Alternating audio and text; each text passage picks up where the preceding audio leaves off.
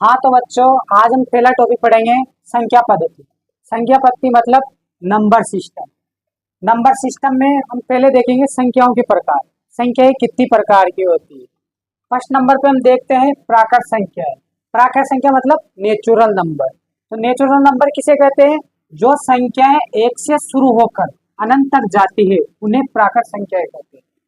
तो बच्चों, प्राकृत संख्या किसे कहते हैं? जो एक से शुरू होकर अनंत तक जाती है, जैसे 1 2 3 4 5 6 7 8 इंफिनिटी तक। वैसे ही अगली संख्या है पूर्ण संख्या। पूर्ण संख्या किन्हें कहते हैं? प्राकृत संख्याओं में यदि जीरो को भी शामिल कर लिया जाता है तो उन्हें पूर्ण संख्याएं कहते हैं। तो बच्चों, जैसे 0 1 2 3 4 इन प्राकृत संख्याओं में जीरो को शामिल कर लिया जाता है तो पूर्ण संख्या होती है। अब अगली संख्याएं देखते हैं सम संख्याएं। सम संख्याएं किसे कहते हैं? वे संख्याएं जिनका इकाई का अंक 0 2 4 6 8 हो उन्हें हम सम संख्याएं कहते हैं। तो बच्चों, जिन संख्याओं के इकाई का अंक देखो, एग्जाम्पल देखो 248। तो 248 में इकाई का अंक क्या है? 8। तो 8 क्या है? तो ये 248 क्या हुई? सम संख्या है।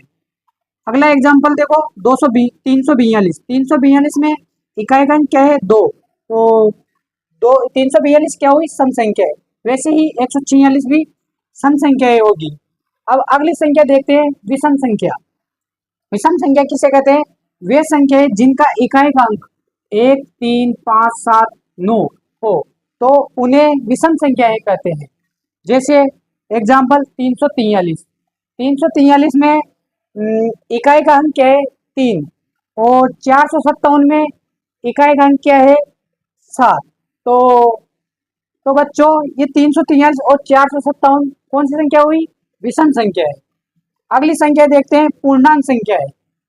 सभी धनात्मक व ऋणात्मक संख्या पूर्ण संख्याएं पूर्णांक संख्याएं कहलाती है। सभी धनात्मक और ऋणात्मक पूर्ण संख्याएं जिन्हें हम पूर्णांक संख्याएं कहते हैं। जैसे 0 1 2 3 4 माइनस में -1 -2 -3 ये सभी संख्याएं पूर्णांक संख्याएं कहलाएगी। अतः